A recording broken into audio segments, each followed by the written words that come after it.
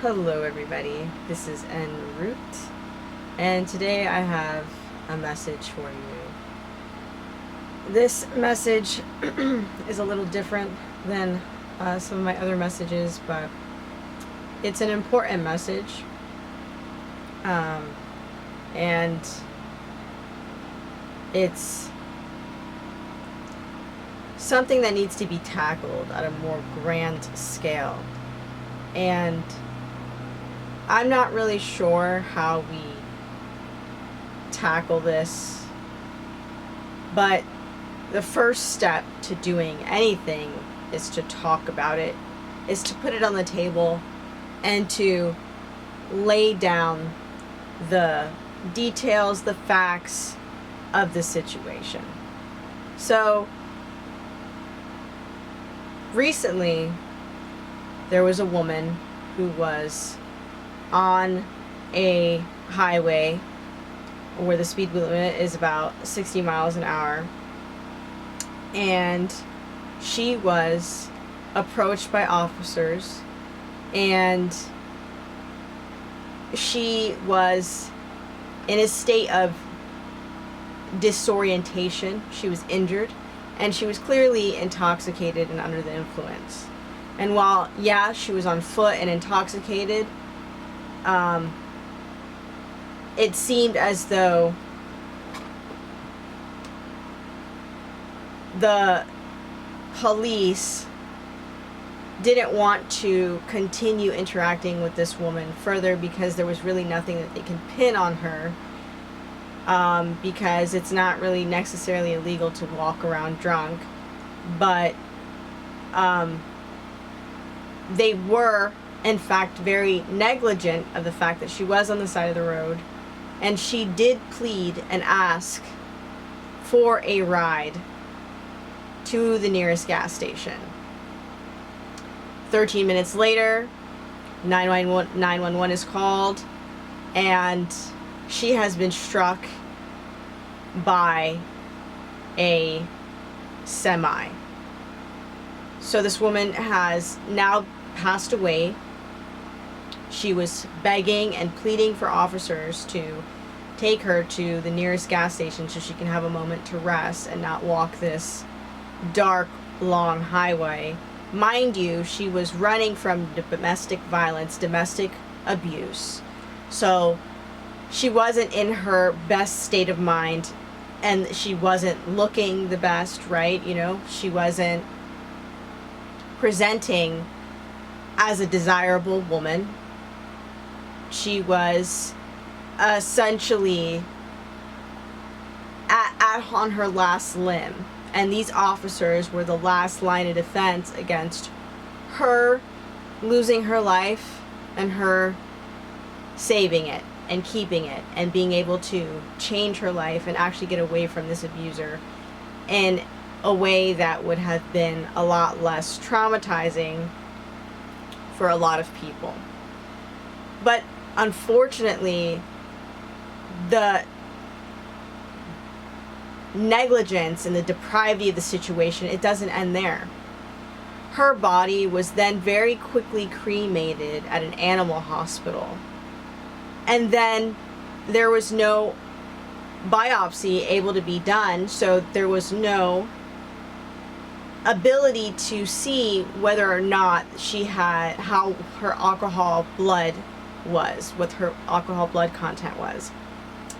And why that's important to know is because as they were trying to sweep this case under the rug, because she's technically just a throwaway woman, she she would be unimportant, insignificant, it holds no value to them, doesn't offer them any benefit. I can't ticket her, and all I'm gonna do is, I don't want to help her. I'm saying I don't have any room in my cop car to let her in with some of her bags and her belongings, whatever. We're just gonna leave this woman on a dark road with no lights. And because of the circumstance and because of how things transpired, they decided to start hiding information. Now I'm going to pull up the video.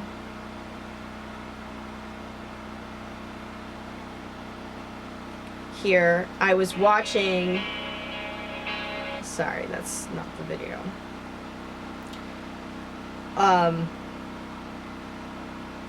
The civil rights lawyer.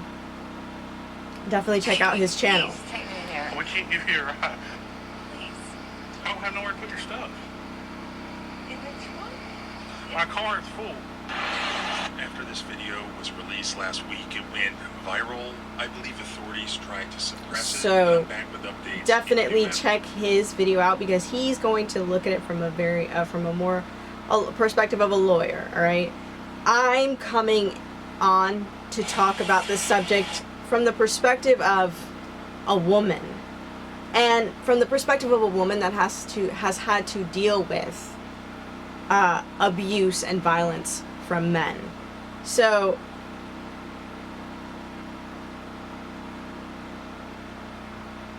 intoxicated compared to how she usually acted, and compared to how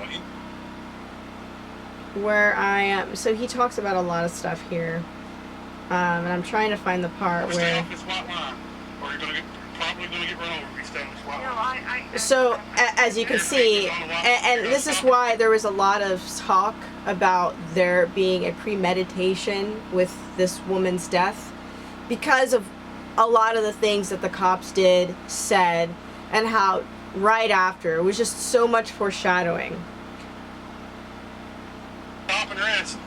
Don't stop on the white line.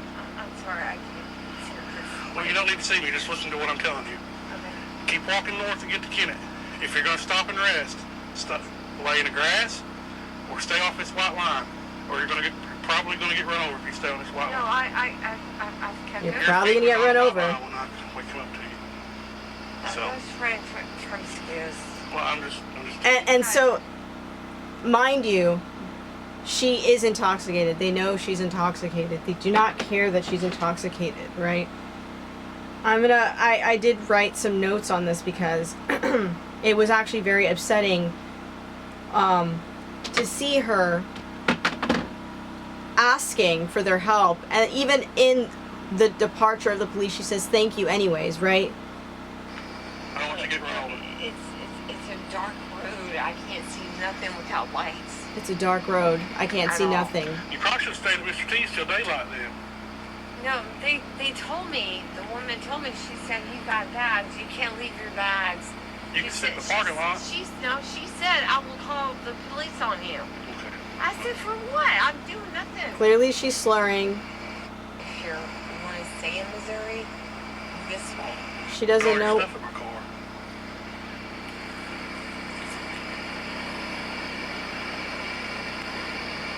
Please. I don't have nowhere to put your stuff. In the trunk? I'm telling you, my car is full. So he denies safe, Stay off the and a line. truck Keep goes walking, by. okay? You're welcome. So she's there begging for them to take her to the nearest gas station. Within that, and then she leaves. Within that, she dies, right? They are culpable.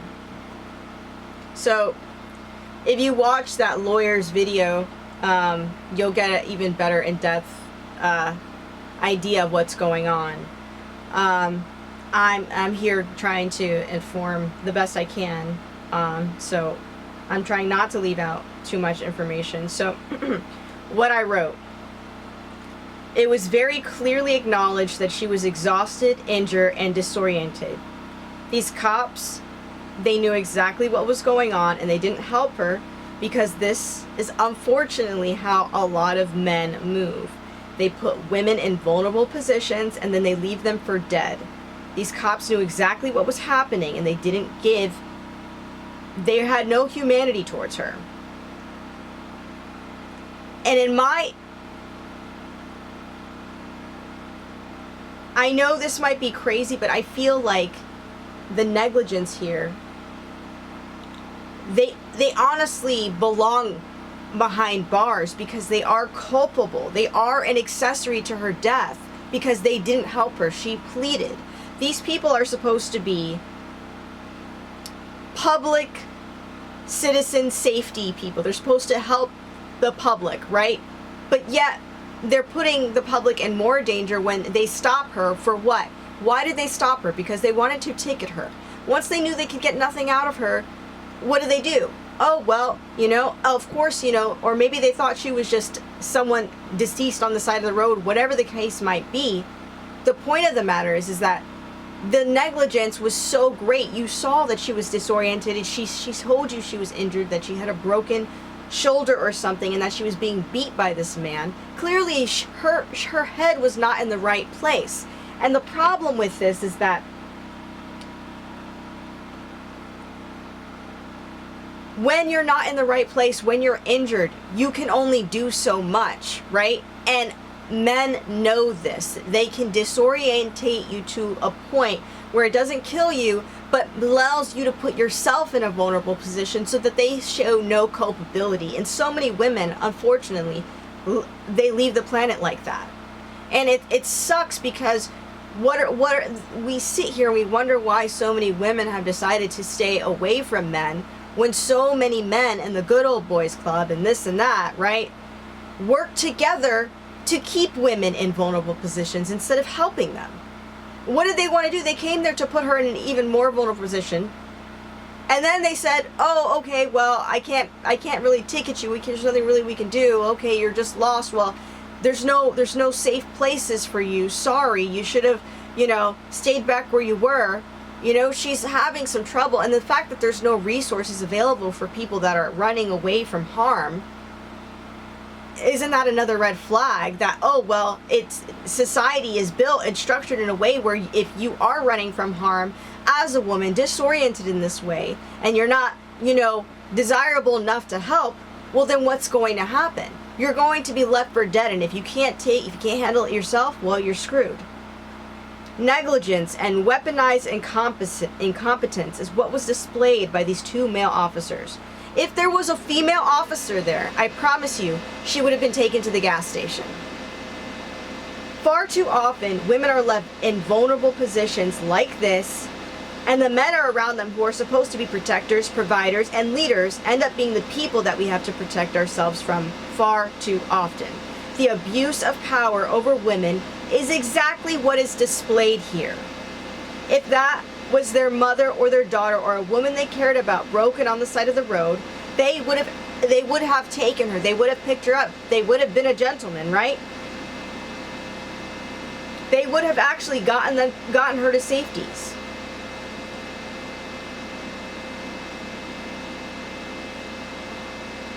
These men are supposed to be protecting the public, but what did they do in this situation? What's going on in this situation? And again, this is not my attack. This is not for me to attack men, okay? There are plenty of good men out here. But there is a sect, there is a portion, there is a population of men who do not care about they have a visceral hate towards women, and it's something that we should talk more about, okay? Because it's unhealthy, and it's bred from very abusive ideology, and it needs to stop. It needs to stop. The fact that it went as far as her being cremated in a pet hospital. It just goes to show you how far these people will go, the lengths they will take to hide the abuse, and knowing that there's no safe place for her. We need to let that sink in.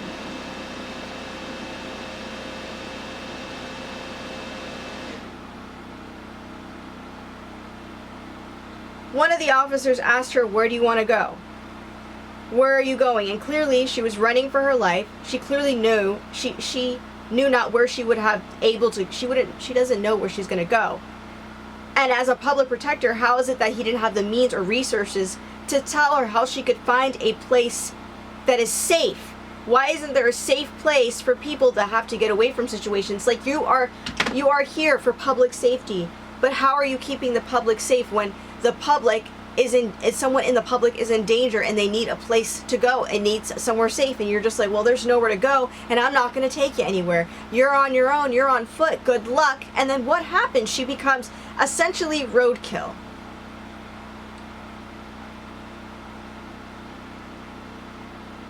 How we treat the weakest people in society is what society becomes. What we foster towards the people, the weakest people, is what society eventually becomes. And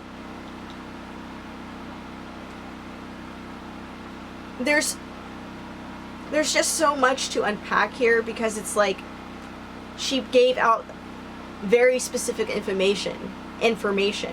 There was not, and yet these men see her in the darkness. It's not like this is the middle of the day. This is two officers, and that's the thing. A random stranger on the road might stop and help you, but these two officers who it's their job to protect the public, and then we sit here and we wonder, well, you know, why are things going the way that they're going? And it's like, well, these are the people that are in control of our public safety. These are the people that are in our courtrooms. These are the people who are protecting our roads and protecting us. And you see how they protected us, right? That's the thing. It's just like there's a bias against women when they're in the most vulnerable state, when they're the least desirable, when they're broken, and it's almost like kicking someone while they're down already. She begged for them to take her, and in that time she lost her life, because it's like, where is she gonna go, right? What's gonna happen, right? And so then and then there's also, you know, supposedly, this is hearsay, but supposedly her abusive boyfriend or husband had connections with police, okay? And supposedly this was kind of all supposed to go down this way. It was premeditated, possibly. And then when we go and look at the biopsy, well, there is none, because she was cremated at a pet place. So if there's no true foul play, man, does it look so bad. Negligence on the highest level. In that case, they just invalidated why they even have a job. They invalidate their existence. What's the point of them? And so, you know, I want to bring this out because this happens to women, unfortunately, more often than we think. You wonder why this lady died or whatever, and it's just like, it's unfortunately, you know, when women die young, unfortunately, it's because of a guy, right?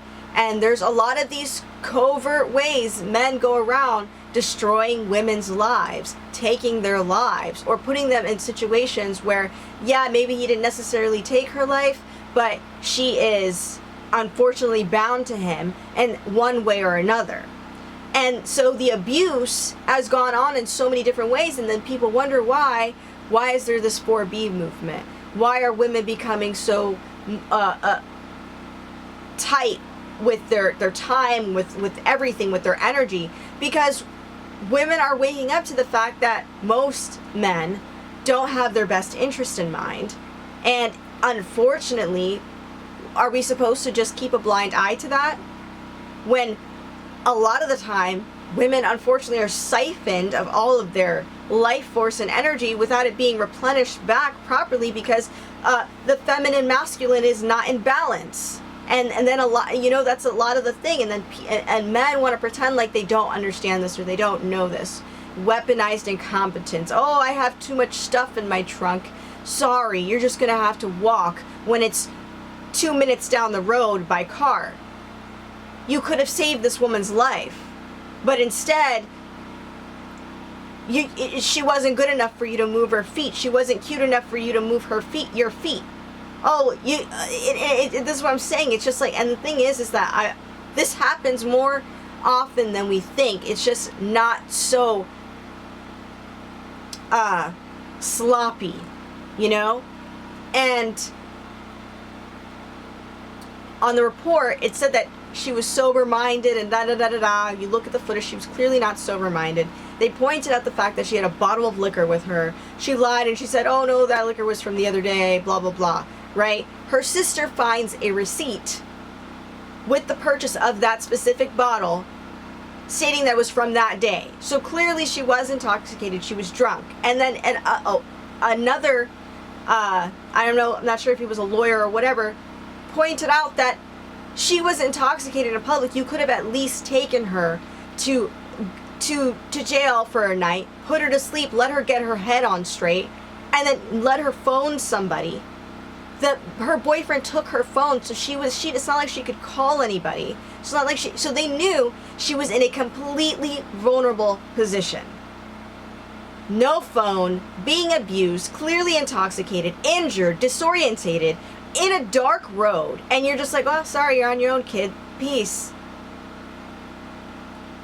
Okay, so that's what public defenders, public service helpers do? Wow, great. Okay, wonderful. Good to know that all they care about is collecting tax through tickets.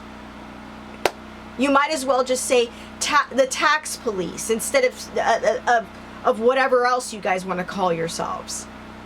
So, you know, this is my rant on this, because it's just really frustrating to see that they could have done something and they didn't. But, you know, that's a lesson for life. When people see that they can do something, most of the time they don't. And that's unfortunate. That's very unfortunate that we live in a society like that. And then we wonder why loneliness goes up, depression goes up, you know, everyone's psychological health goes down. And that's because we live in a society where it's just like, you're really on your own. You're on your own out here. And I am the first one to really know what that feels like, because I've been thrown through a ringer my entire life. And it is through God's grace that I'm still here, honestly. Because with all of the weaponized incompetence, negligence, blatant abuse that I've had to deal with, I can't believe that I'm still here right now. And the fact that she was in such a vulnerable position, and me thinking about me being in something like that, running from my life, you know, injured, and then seeing help not actually be help.